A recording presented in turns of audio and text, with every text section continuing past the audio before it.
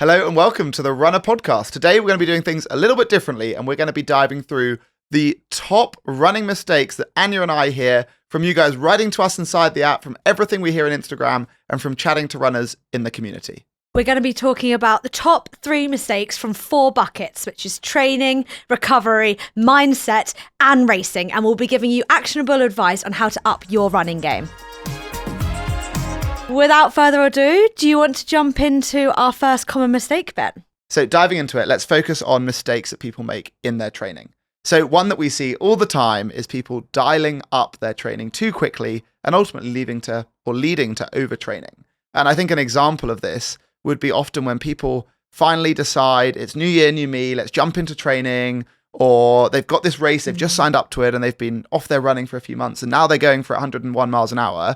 They maybe go from doing not running or running once a week with a friend to now running 4 or 5 times a week. And as we know, that's just such a high risk way to go and get injured. Yeah. And I guess what I would always say, and I think what we say at Runner, is that we should look to increase our number of running days by 1. Mm-hmm. So if we're used to running twice a week and then we want to start running a bit more, go to 3 times a week, let your body adapt to that, take a few weeks at that before adding any further. Because I think often when people have loads of motivation, they jump in 101 miles an hour, but that can lead to ultimately injury as a result. Yeah, definitely. And I think if you're increasing your mileage, it's also important not to increase your intensity as quickly as well, because that's a new stimulus for your body. So I think, start with increasing mileage and then maybe add in a tempo session along with a speed session and slowly build up. And then I think it's also really important to have those deload weeks and those rest days. I know it's so common to skip that. Have you any experience with that, Ben? Well, I think, I find a deload week a pleasant surprise when it comes around. But yeah, I think often the case is that people will feel super motivated and they'll be like, oh, I've been going for 4 weeks. I want to do a bit more week on, week out. But that is ultimately just going to lead to burning out. And I think actually having that deload week can be a really good way to break your training into cycles, which you can almost wrap your head around. 3 or 4 productive weeks, take a bit of a break, and then 3 or 4 productive weeks again. Yeah. And exactly like the point that I said of maybe increasing your number of running days by 1, you could go through a kind of a cycle of 3 or 4 kind of build weeks, have a deload, check in with your body, see how you're feeling. And if actually you realize that or reflect that your body felt really quite comfortable through that period of time, you could be running twice a week, go to 3 times a week for 1 build block, take a deload and realize actually now's a good time to go up to a 4th running week, a 4th day of running per week. And using that kind of deload cycle as a way to segment your training into chunks, and also set mini goals as a way to check you're making progress and reduce the pressure of training as well. Yeah, ultimately those deload weeks and those rest days are to let your body absorb the training to recover so that you can actually see progress. I've made the mistake of having huge weeks of mileage before flex 100-mile weeks, and then I spend the next few weeks crying because I am so deflated and burnt out. And so that's when people talk about consistency, and you want to be building up slowly, gradually, staying consistent. And I don't chase that mileage anymore. I'm much better at listening to my body. Well, I think also we're always talking about consistency, which can probably lead to people thinking that they shouldn't ever take a week off. And also that's wanting to build a really beautiful Strava graph of your mileage going from being bottom left to top right over a really long journey towards your goal. But in reality, consistency, hopefully as we mean it, is long-term consistency. And in reality, if you don't take a week off, you're more likely to lead to an injury, or you're probably going to struggle to keep building that up into the 7th, into the 8th week. So instead, try and make a beautiful Strava graph that beautifully has a few dips down at a regular cadence. And I think that's what hopefully we can have the world looking as a beautiful Strava graph rather than the one that has no deload weeks. And that should be a big red flag. Yeah. So if you do have a week off, should our runner users be chasing that mileage? Say they missed a couple of sessions, what should they be doing? Because I think it never really works trying to cram training in. And that's often when you do start to overtrain. Yeah, so there's a number of different things, one of which, an exciting feature that we're building at the moment, is what we call distance AI. So we're going to be detecting when you miss some of the mileage in your long run and you cut it short because you're feeling a bit tired. if you miss a run in your week or you miss some of your mileage, and then we'll keep your plan adjusting for you. So we take the stress away. But there's also a number of different things that happen. Maybe someone gets ill and that's why they reduce some of their mileage. Maybe they go on holiday. And again, with all of these different things, there's often different solutions. And we're also building the ability for you to be able to tell us if you've not felt 100%, you're kind of having a bit of an illness, and then we'll adjust your training as a result. One of the things you can already do is tell us when you've got your holiday and how you want to train on your holiday. And like I said, each needs slightly different solutions. But in reality, the way that we should think about it kind of philosophically is that we need to do a week's training to adapt to that training and be able to be a bit stronger and a bit fitter.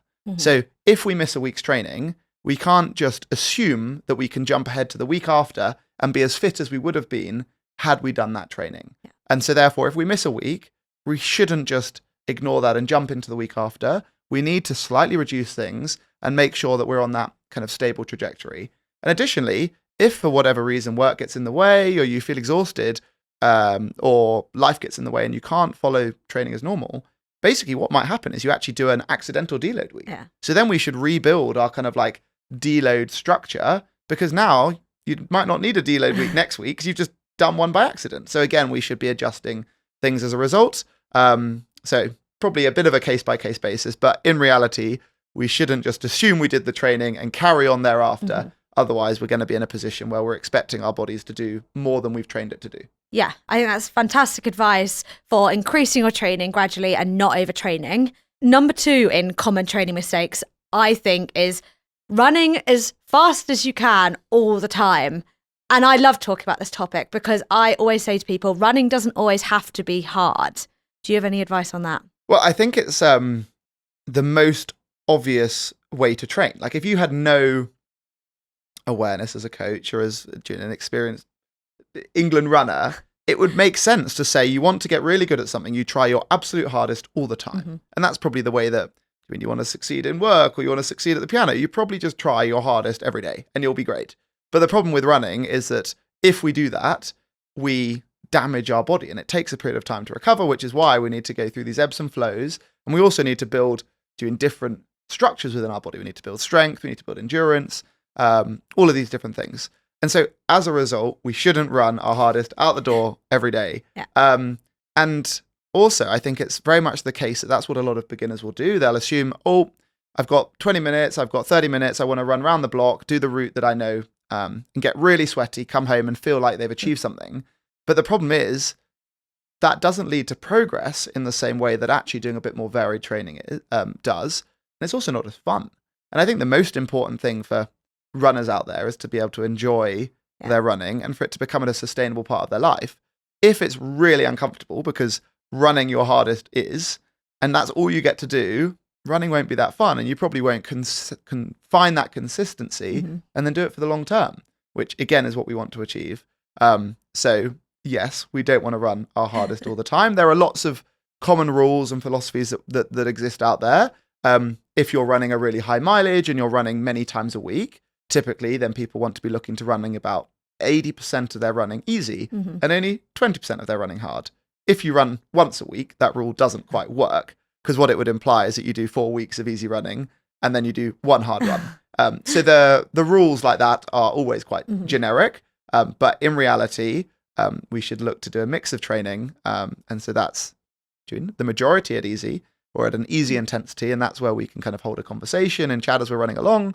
We should do some slightly longer stuff. And longer for some people might be 6K. And for some people, it might be 30, 40K if you're a crazy person like Anya. And then also doing faster stuff. And within the faster stuff, kind of 3 main buckets. We've got our intervals, which is short chunks with a nice rest in between. Tempo, which is slightly longer chunks with kind of easier running in between. And then also having hill reps as well, which some people want to involve in their training if you live in a hilly area and if you're training for a goal that maybe benefits from that. Well. Yeah, I think ultimately to gain fitness, you need to work on your 2 like aerobic and your anaerobic base, and you need to build those up together. So your anaerobic training is the fast stuff and your aerobic training is like your base. And so you need to work both of those energy systems with the easy running and the faster running, and that's the best way you'll see improvement. I think a lot of people, me, when I started running, as you mentioned, we just go all guns blazing for every single run, and then you get into this grey zone of just like building up fatigue and not actually building up fitness, and it's really hard to see any progress. So I think that's why you do easy runs, super easy. Like the Kenyans like famously like run a 2:05 marathon, but they'll do their easy runs as a proper plod, but so that they can be really intentional with their speed workouts and get the most from those. Yeah. And I mean, I always found it the case when I was a lot more of a conventional coach, having my kind of online clients, ringing them up and chatting to them, and they'd always find it really like hard to do what's counterintuitive and not to run hard all the time. Mm-hmm. But in reality, by mixing it up and doing something a little bit different is so much more fun. And as soon as you do that for a week or two, the body does start to adapt, and you do start to feel that you get to run a bit faster than you would have otherwise ran. And as soon as you also start to see that positive reinforcement that it's working, it then makes it so much easier to get out the door because you know what you're doing is actually productive.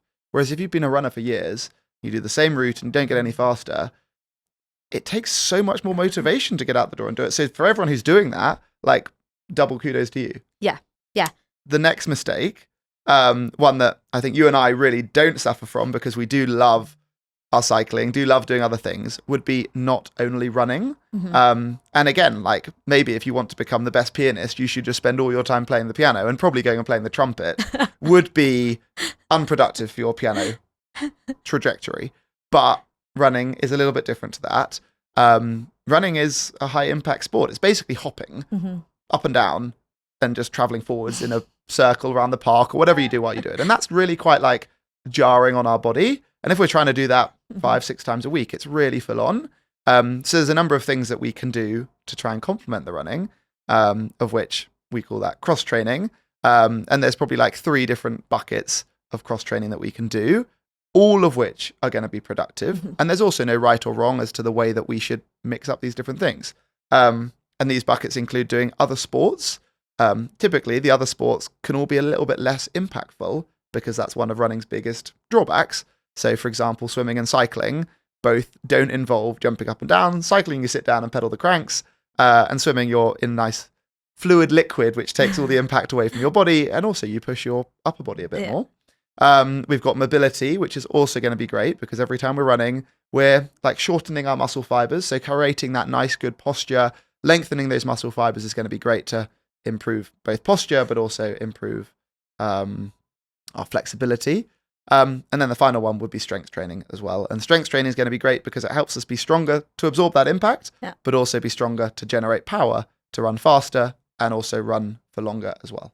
Yeah, I'll use this time on the podcast to hold myself accountable and say I'm going to do a bit more stretching, mobility. I know we've revamped that on the app. So I'm going to follow those on the Runner app because I think with my like high cadence, if my step was 2 centimeters longer because I was a little bit more flexible, had a little bit more mobility, that would make a big difference over the marathon.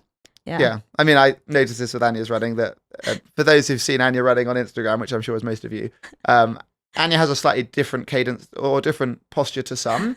And you have a phenomenally high cadence, which is very advantageous because the impact of each step is going to be less. But to some extent, you're not taking as longer strides, which could well be because of something like hip flexors being a bit tighter.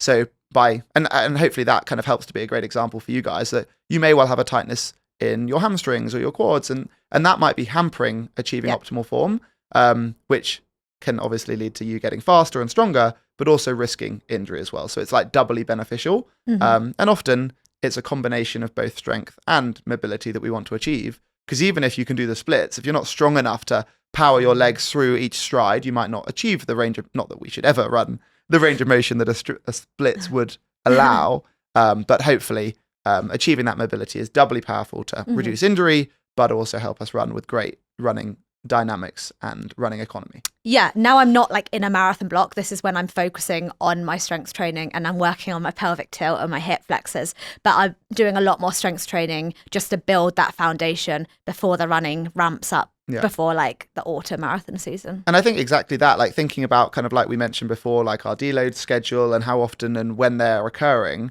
but then also zooming out from that and thinking about the different ebbs and flows of your year. There'll be a period of time where maybe you don't have a big race coming up, often the winter, where that's a good opportunity to build your base. And your base isn't just building your aerobic base, so running slowly and building up your mileage, but also building up your strength and also building up a great kind of foundation to then put the rest of your running training on top of. And that foundation can be building great mobility, great strength, and building up some mileage as well. Because in reality, when you get into the kind of crunch time of your marathon running, your mileage has got a bit higher, you're exhausted from doing a bit longer speed work, some of your longer runs at pace, that might be the first time when you start to let some of those other stuff disappear. Maybe you don't do as much mobility, you don't do as much strength, but at least having that in your armory and that you've built that up over the course of the year or over the course of your running journey will then allow for hopefully everything to be fine, even if you go through a period of time deprioritizing some of those really crucial things. Yeah. Talking about racing, shall we talk about the top mistakes made when racing? Yes. First one, I think we can both resonate with this one at different points in time. And I think that would be starting too fast. And again, I think all of these mistakes are completely normal and it makes sense. Like imagine you follow a training plan, you train really well, you taper, you carb load, and you go to the start line, you have your favorite breakfast, you wear your brand new shoes, and you wear your favorite outfit. And then and you've had good luck messages from all your mates, and you've put it on your Instagram story, and now you're in the start line, surrounded by loads of other people with the same kind of nervous energy. Your adrenaline is going to be sky high, and you're going to run really fast. And then probably use up too much energy, and that will hurt the second half of your race. Yeah. And that's completely normal. And obviously that's what anyone's going to do if they don't get told otherwise. Yeah.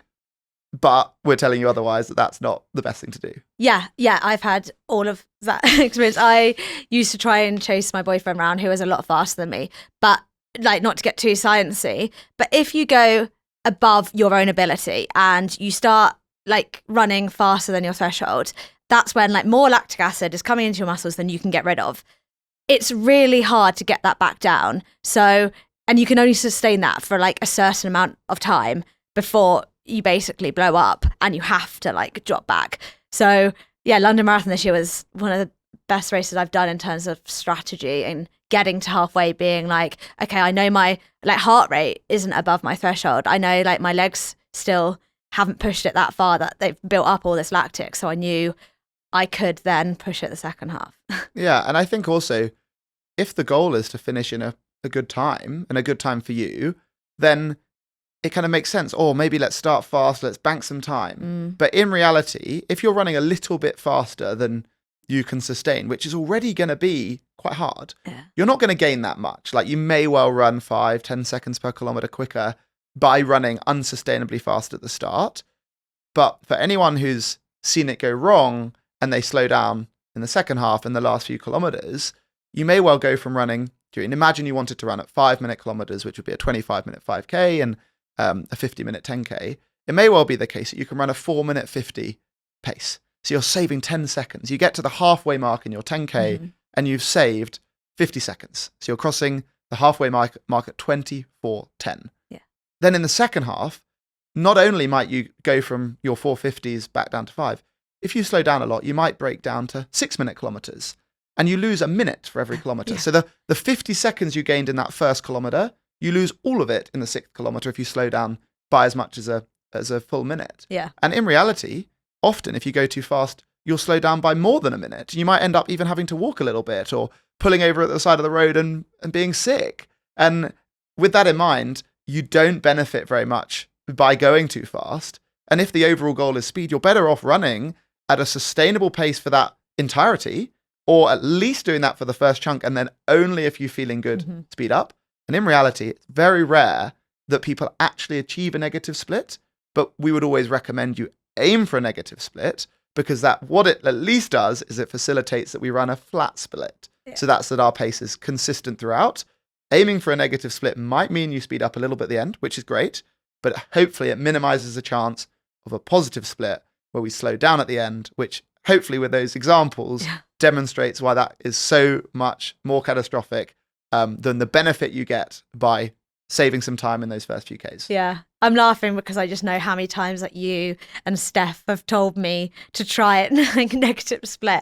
And I've always been like bank time and it doesn't work. Well, it's never worked for me. And now I feel like finally I have my own experience that that's the best way to do it. Yeah, I think like the 5 races before London Marathon, you kind of set out with like a really ambitious goal and like did exactly the suboptimal example there. And then London Marathon went so well for you. And I think like the other point as well is it's great to be able to take risks and to put all of your energy and all of your training on the line to achieve a few extra seconds. But in reality, what may well happen by it going slightly wrong, setting out too fast and slowing down, is we actually get like, we damage our bodies by more, we don't build up our confidence, and we don't get as great a training run. Yeah. And in reality, I view running as like we're training for our 10-year away journey. Like, yes, we'll have a goal this year. I want to do an Ironman, I want to do a marathon, whatever it's going to be, and I want to do them well.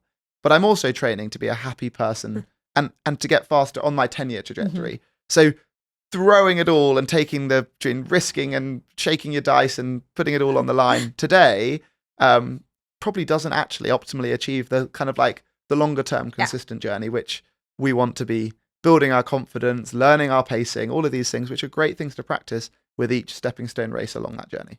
Yeah, definitely. I think another mistake I commonly see in racing is people doing new things on race day. And we always say like nothing new on race day, but someone always buys like a new pair of carbons that they've never put on and got like horrendous blisters, or they haven't trained their stomach in training with like gels, and then they have like GI problems in the race. Yep. I think we hear it a lot. Yeah, I think it's also really tempting. Like you sign up for a goal, you train towards it, you want to wear your like, you want to feel fantastic, which leads to potentially us wasting some money and doing some new things. So hopefully this advice is a good way to just be like, chill out. The most important thing that's going to lead to you doing well in your race is how you feel, your training, and with that in mind, spending money on something new isn't probably the best use of money. Additionally, if you do want to spend money and buy something new and invest into your running journey, like we're saying, don't do it just for the race day, because we're all different. Like shoe companies can make great shoes, but they won't work for all of us. Companies can make great socks. We make great runner socks, but like they might not be perfect for everyone. You might also need to change your sizes around. And the same when it comes to our gels, the same when it comes to our nutrition, same when it comes to anything really. The running pack, it might chafe in different places, even if your best friend said it's great. So with that in mind, practice, and also try and like practice in as like reflective conditions as possible as well. Like imagine you're training for an ultra marathon and you wear your running pack for like 5K. Yeah. It's probably not going to tell you if it's going to chafe after the 30K mark. Yeah. And in the same way, if you've got your favorite race outfit and you're wearing it for your hot race at the Barcelona Marathon and you try it out in like Grimsby in the rain, it's probably not going to like tell you what you need to know. Admittedly, if you live in Grimsby and it's raining, you might not be able to go and practice running in the sunshine. But again, the more we're controlling, the less that can kind of go wrong that we're not expecting. Yeah, like talking about fueling, your stomach is a muscle like every other muscle in our body, and so you've got to train it a bit so that you don't have those issues on race day. And I have gels a lot now, but just like to help me throughout the whole of like my training cycle. And I also think I recover a whole lot better if it's well fueled. And sorry to just talk about the shoes as well, I thought I'd give a little bit of like background on why people wear like new shoes on race day. I wouldn't wear new shoes on race day. You want to like test them out beforehand, or buy like the same pair that you've been using. But also the reason some people do like to use new shoes is because they're like the most responsive when they're newest, but you also need to break them in and check they're okay. So like I think we recommend a couple of runs before if you wanted to invest in that new pair for race day. Yeah, I think particularly the fastest carbon shoes, by inherently being super light, they're not as durable, so they do fade in their advantage that they provide you over time. So if you were to take the advice to the extreme of never wearing something new and only wearing really old battered carbon shoes, the benefit they'll give you will be slightly less. But so then the kind of the trade-off that we're trying to achieve is making sure that they agree with us. So imagine that you've got an older pair of carbon shoes and they work really well for you. You could buy the latest version of that shoe and keep it relatively fresh for the race, but make sure you've at least worn it a few times before the race day. And my advice would always be to like know the shoe that you want to do your a race or your goal at the end of your training plan in advance. And I would always say to wear it for at least one speed session and at least one long run, probably one where you're practicing running at race pace, and then potentially wearing it in the race week. So probably for your like taper interval workout. And I think wearing it for those 3 sessions gives you the best practice, but also while minimizing the fatigue to the shoe. And then you can be doing the majority of your training in your older shoes as well. And I think when you think about lots of shoes, and obviously it's a very privileged position that Anya and I get sent shoes and don't have to worry so much about the cost of purchasing shoes. What I always used to think about when I did, and what I would always communicate with my clients as well, is that imagine that you're replacing a shoe before it's worn out. You're not actually spending any more money. You're just spending the money earlier. So if you have 2 pairs of shoes, you need to buy 2 pairs of shoes, but it means that you might spend some of your mileage into the new pair while the other pair aren't done. Yeah. So you actually still do put the same number of miles into the same number of shoes over the course of the year in the same way. It's just kind of when you spend your money, and then you now need to have more shoes in your cupboard. But appreciate that we are also in a very privileged position when it comes to shoes as well. Yeah, definitely. So the next one is one of the common race mistakes that I don't think you make, Anya. So for many, they will have no idea what I mean when I say having multiple goals on race day. I think you do a great job of this, but what do we mean when we say set yourself a selection of different goals on race day? Yeah, I think what happens on race day sometimes is so uncontrollable. So that's also partly why Runna would give you a range of what they think, is a dream race scenario, and then, the whole quartile. So, for example, London Marathon, I think it had 2:34 as like my dream time, the quickest time. And I also agreed that would be a total like beyond imagination kind of result. But it was a hot day, couldn't control that. And I ended up doing 2:36. But I think, the range was 2:34 to 2:40. So I set myself different goals within that. So I had my A goal, which was total dream, lower end of that. I'd say I did that with a 2:36. But I had, one pace in mind, and I was going to stick to that no matter what and not let that pace go off. But because it was hot, maybe, I started a bit more conservatively, which is totally out of my control, and that's fine. So maybe it did actually slip into the B goal a little bit. But the B goal would be, this is my pace range. I won't let it go outside of this range. And I want to get my time, within that range that Runna gave me. And then my C goal, if everything went totally out of control and I didn't want to give up. And you slip outside of that range. Yeah, and I didn't want to give up. It was just don't stop and do a race I'm really proud of and, really absorb the atmosphere and see my family. And in that way, even if I didn't get the time I really wanted, it would still be something I'm really proud of at the end of the day. Yeah, I think presumably like in the moment, if you can slip outside of the goal range that you've really like set your heart on, it could be an opportunity to just throw in the towel and give up. So I think having that like additional goal that you can still then feel in the moment and then look back on that it's a big success is what you need to keep motivating you to keep going through the hard moment of doing a few things going a little bit wrong in the moment. Yeah, I think part of that is staying mentally strong and having different goals outside of just time. And on that note, I think we could go on to talk about our third bucket of common mistakes, and that is mindset. Yeah, so one that we've seen and we see all the time, and probably is very easy for you and I to do as well, is comparing yourself to others. And I think there's so many ways in which one can do this, and that's not just with reference to their running, but we can worry about how fast we are compared to other people, how far you can run, what you look like, all of these different things. And how would you try and solve this? And how have you managed to do that, especially given your position where you're so in the public eye? Yeah, I think it's important to remember it's your journey.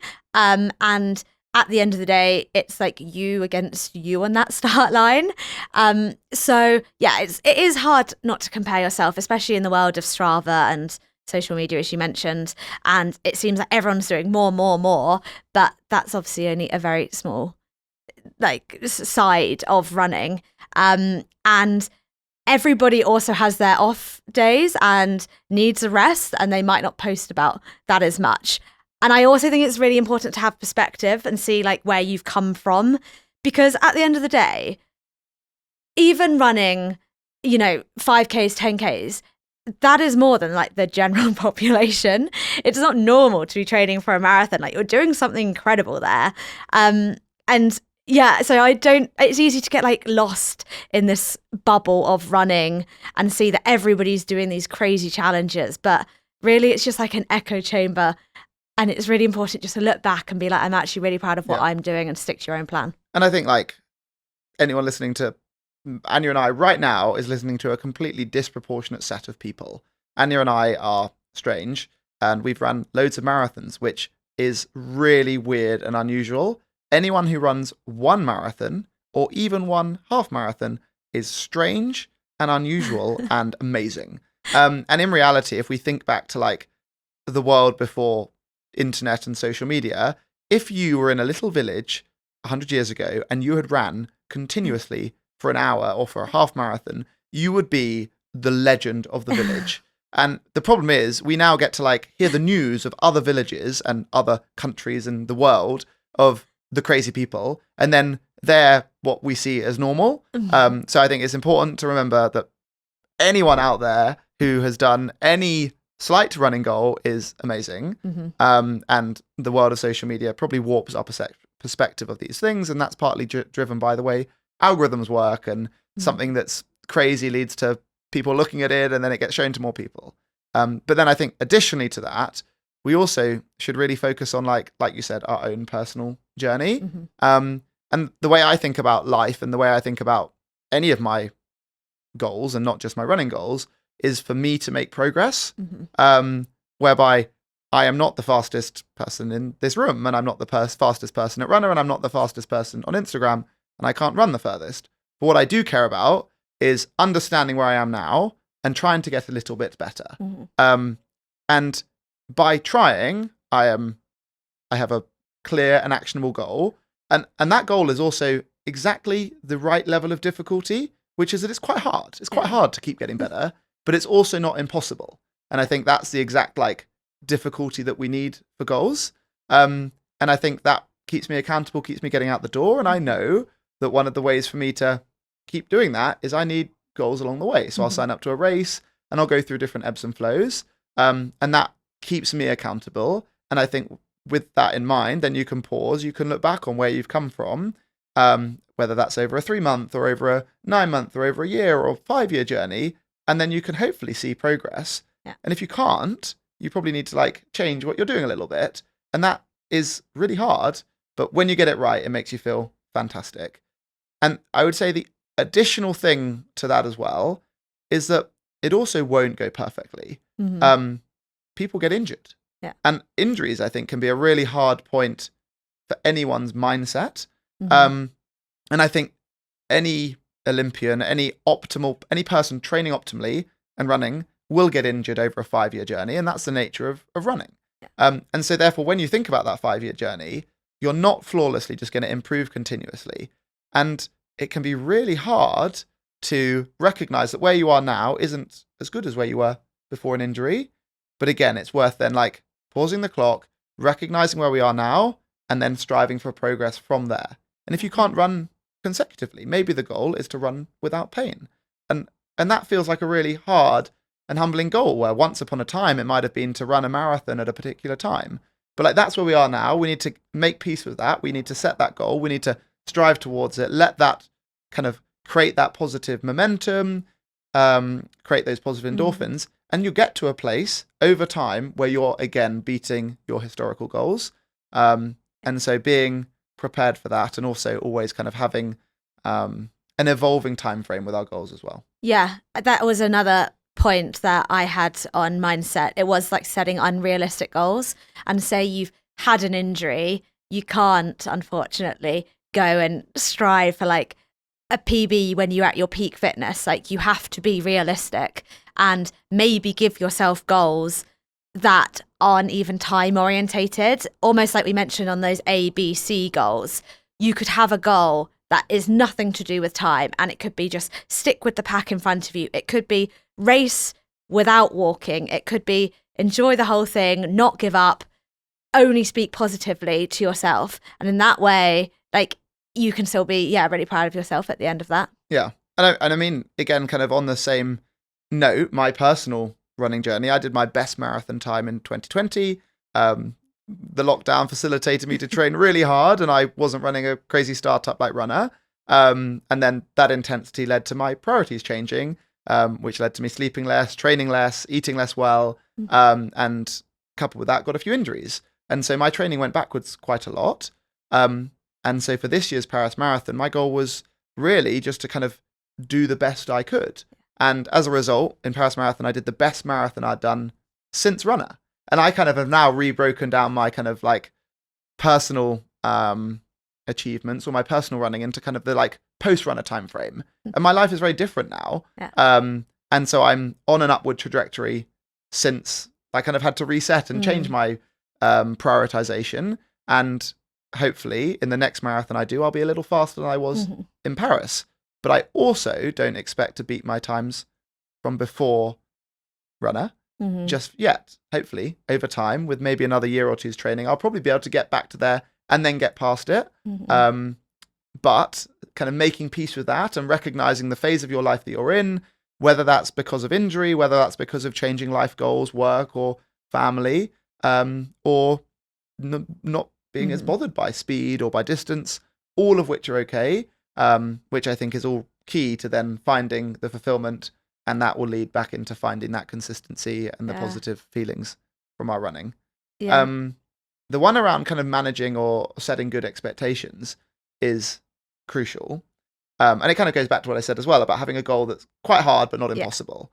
And for those who, again, use the Runner app, there's an interesting thing that we chose to do right from the start, which people always ask us about, and like sometimes they don't really like or understand, but is like crucial to the way that we built the app, which is that no one can come into Runner and tell us the time they want to run. Yeah.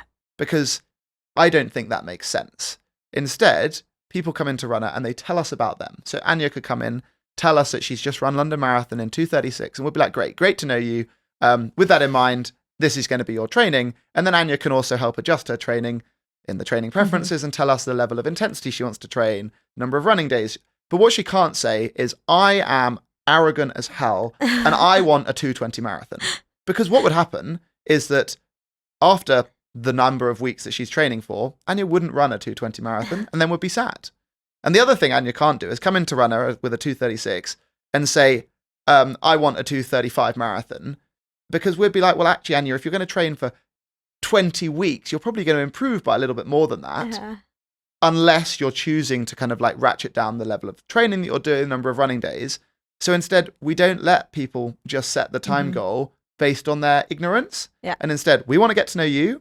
We want to get to know the way you want to train. And then that leads to the time that we predict you're going to do. And that's the way that we think it should be, rather than we basically let you set a goal that is entirely driven by your ignorance, because hopefully we can then make the best suggestion for you based on getting to know you today and understanding your goals and your kind of prioritization, rather than maybe some people come in who are arrogant as hell and some people who come in who are underconfident and then building bad plans for both of you. Yeah. I think it's just so demotivating if you can't hit the pace which you want to hit because it's an unrealistic goal. And that is, or, as you say, all to do with consistency.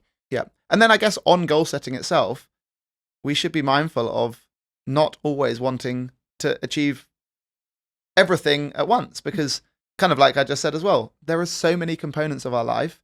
And so therefore, when we're setting our goal, maybe that's you looking ahead to a faster 10K or whatever it's going to be.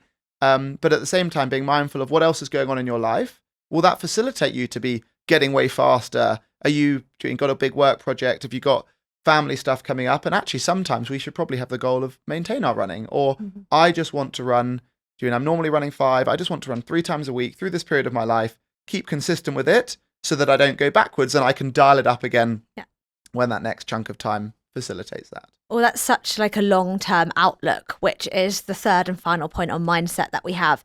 You've got to enjoy the process of becoming. You want longevity in the sport.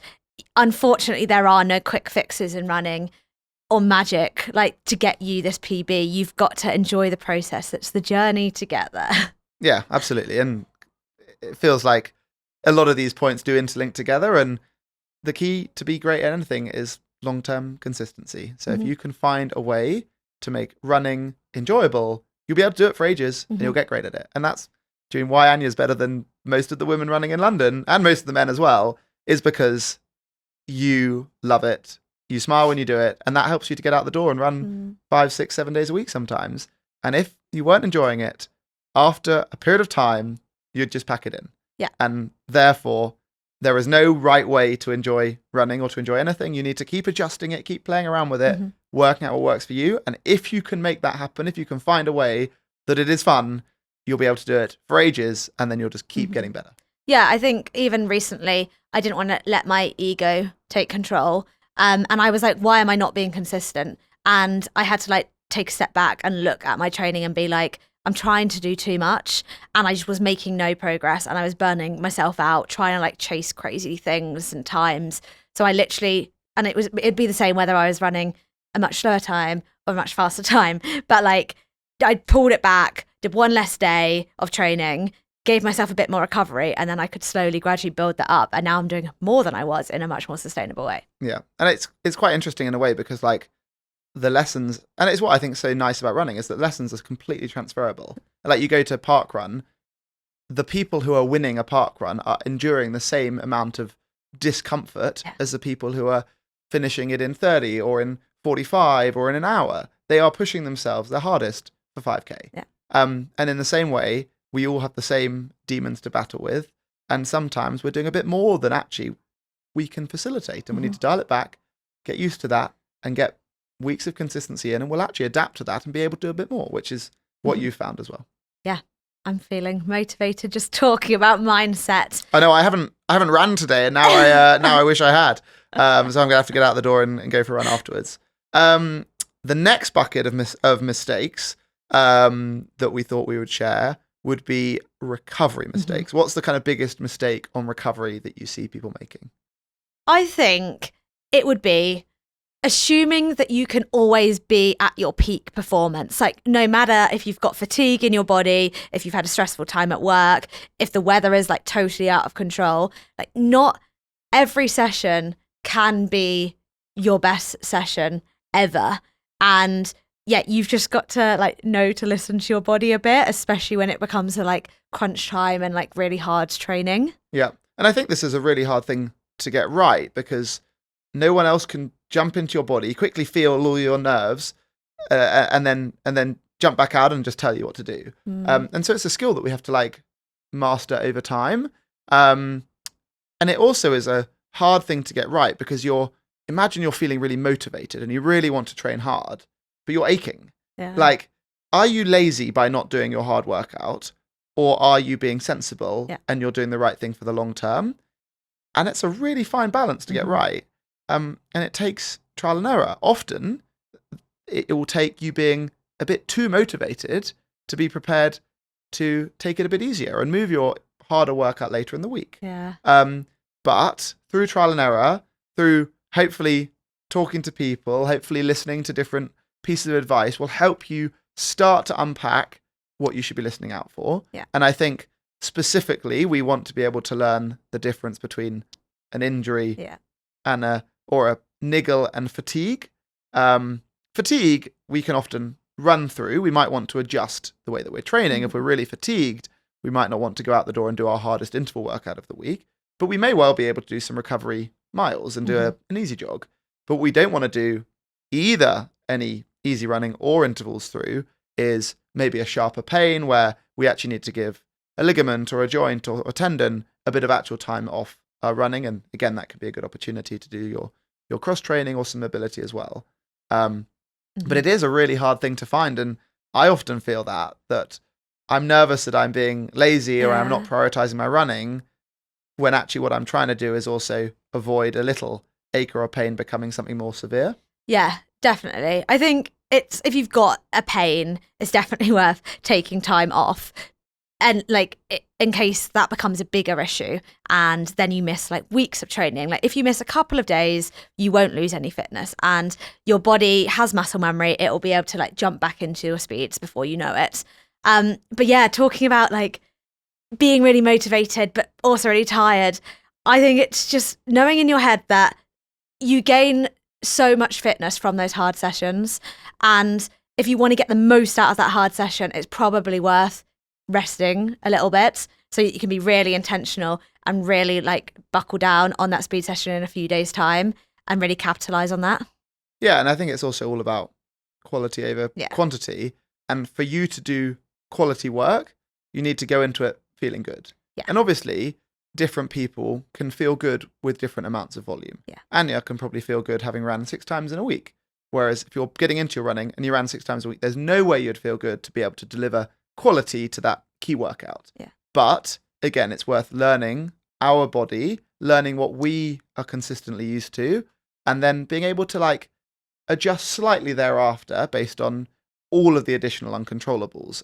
Is it hotter than normal? Mm-hmm. Did you stay up late last night, later than you imagined, and that's affected your recovery? Or are you a different phase in your menstrual cycle? All of these different things are worth factoring in. And it will be the case that we just need time to go through all of these different ebbs and flows so that we know how they affect us and we can continue to improve the way that we adjust our training as a result.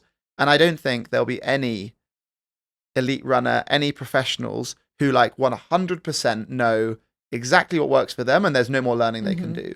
And I think that's also what can make running and all of these things a really great journey, is that we never really get to the destination, which is why it's continuously fulfilling. If you get to the point where you're Anya, you run a 2:34 marathon and you've completed it, it would be pretty shit because you wouldn't have your running to get excited about anymore. Yeah. So it's just as well, there's still so many more lessons, so many more things in your training, in your lifestyle for you to keep adjusting, to keep enjoying and finding running fulfilling. Yeah. And if you can't recover, running is so much less enjoyable because you just don't feel full of energy and motivated for that session. So that's the top things for recovery, as we all know, are eating, sleeping, and like hydrating well.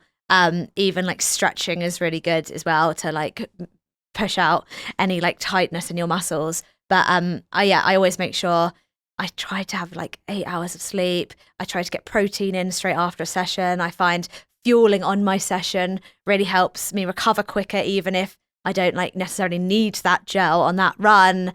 And then hydrating, loads of water and electrolytes. Yeah, and I think the only one on top of that as well is making sure that not only are we fueling in sessions, but we're going into sessions feeling fueled.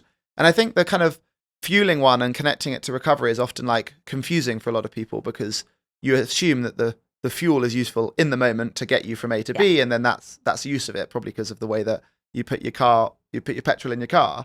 But actually, by running your car full of fuel or running well fueled leads to us not damaging our body in the same way, that actually that same amount of running takes less long to recover from. So even if, like Anya said, she doesn't feel like she needs the gel, it makes sense, and it is really important that everyone fuels well going into a run, fuels well within runs, particularly any run that's over an hour, and then also fuels well post-run, because we're going to minimize the stress that our body goes through during the run and accelerates the recovery post-run, both of which will allow us to get fitter, stronger, faster, and reduce our risk of injury, both of which are essential for us to be able to keep having this great thing that we love, our running, as a long-term part of our ongoing routines. Yeah. Carbs are not the enemy. I'm so happy that running's becoming a carb game. They're the fuel that we need.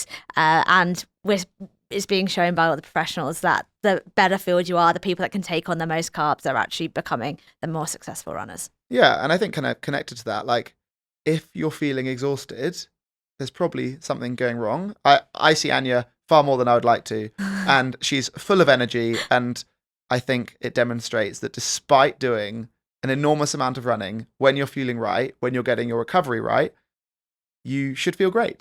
And probably if you're feeling exhausted, if you're resenting going on another run, that's a huge indicator that something in the barrage of all the things we've just spoken about might need a bit of a tweak.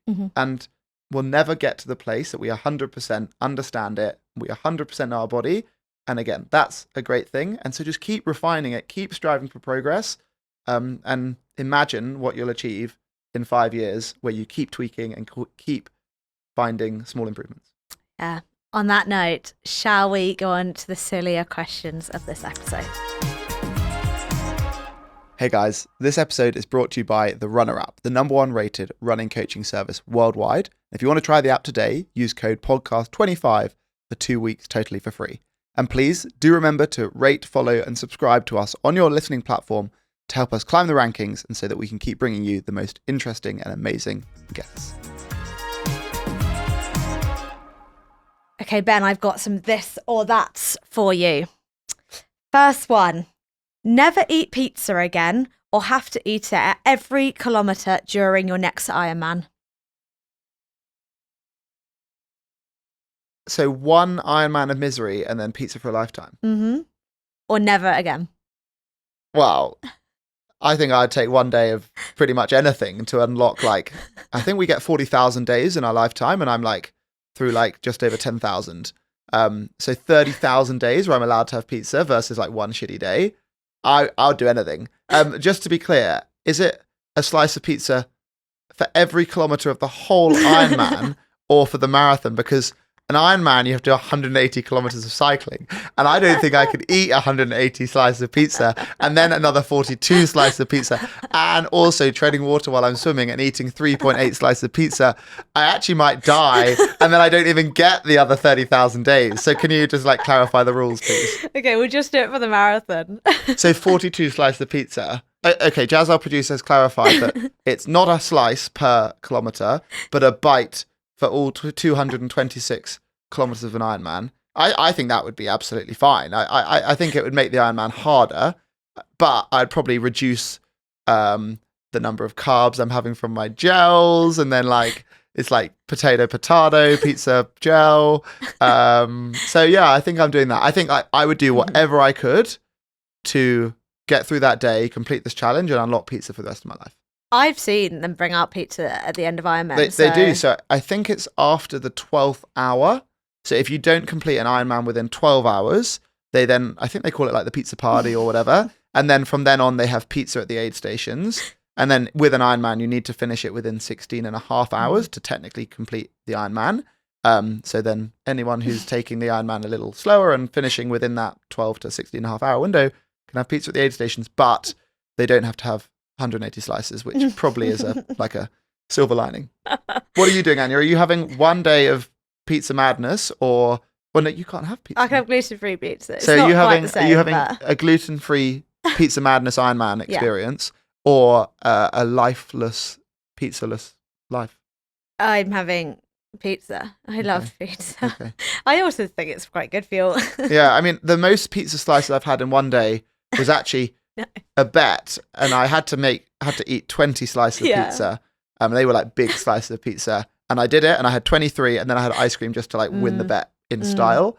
But I was like properly full, a little uncomfortable, and even slept on my side with a little pillow under my tummy that night.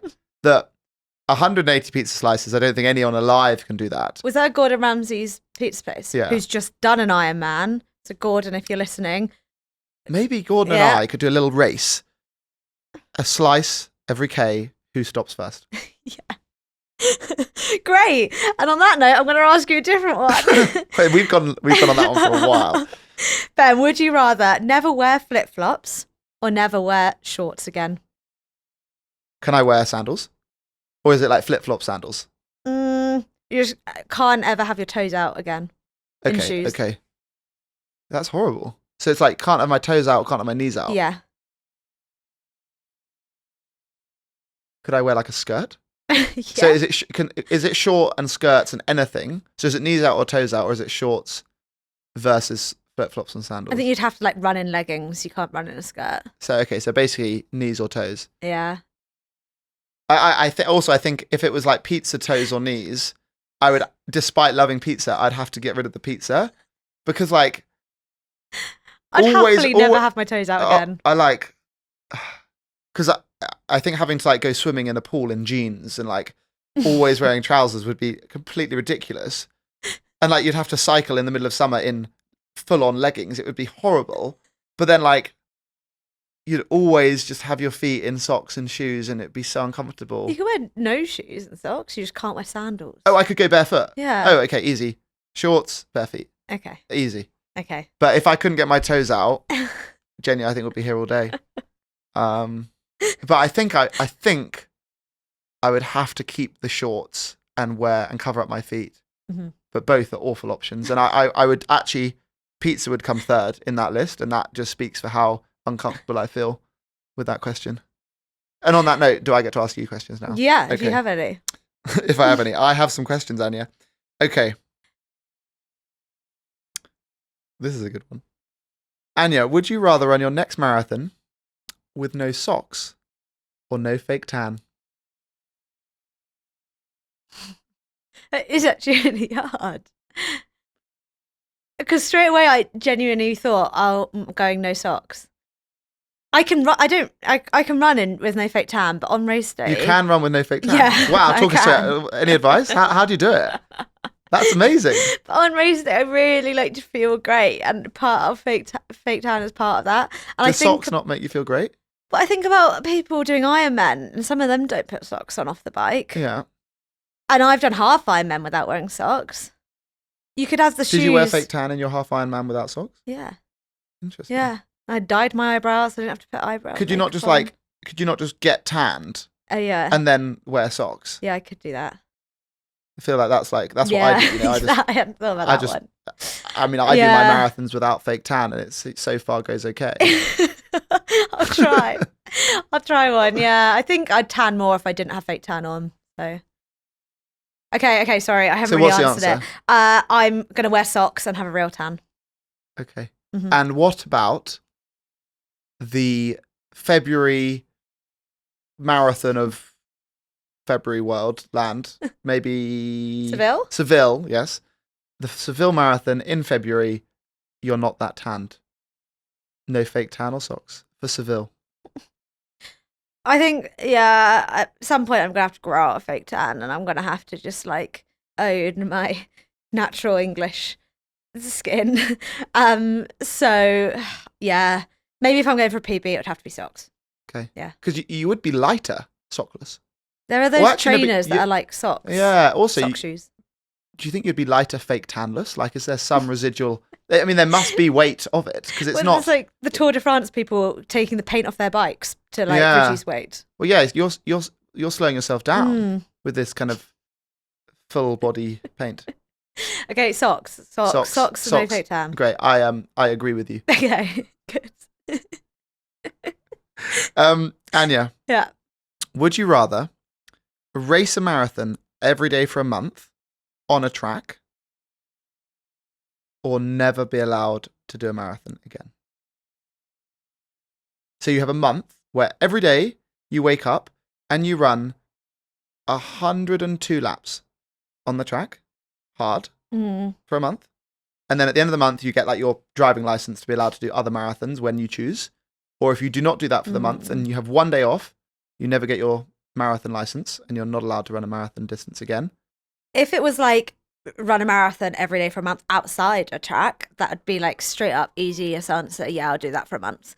But a track marathon does sound dreadful. I think about like Ned Brockman, who did his ultra on the track, and he was in a world of pain. But I think I'd have to like do it for charity, do a month of marathons on the track. I'd still try it, probably the competitiveness in me. It would probably still be a race. So yeah, I would do that. Yeah, I feel like of all people, you would be quite well suited to that. I mean, you do run nearly a marathon most weeks around Battersea Park in a loop, or Yeah. Hyde Park. Yeah. It's yeah, just like, maybe like different tracks every day. I thought you were going to say if it was the Battersea Park track, then you'd be up for it. I need a different. That's quite a bit good of idea, scenery. actually. A track tour. Yeah. Okay, sign me up. Nice. I feel like that was an easy choice. I also think, while I what probably would you would do? struggle to run a marathon every day for a month, well, I would struggle very hard. I think I would still pick that. I assume that if I didn't get my marathon license, would I also therefore lose my Ironman license? Because you have to run a marathon and Ironman. I don't know. Because I think I could probably take half marathons and Ironmans and lose my marathon license. That's true. Or is it like if you run 42 kilometers, you must stop and not complete a marathon, irrespective of the activity you're doing? So you can never do an ultra, you can never do an Ironman. Yeah, maybe that way. It's like to prove that you're capable. Okay, then I think I'm doing my month of misery. Okay, thanks, Ben. I'm going to ask the closing question, which we ask all of our guests. I think I've mentioned it before that my dream race would be London Marathon with a lap of Battersea. What would your dream race be, Ben?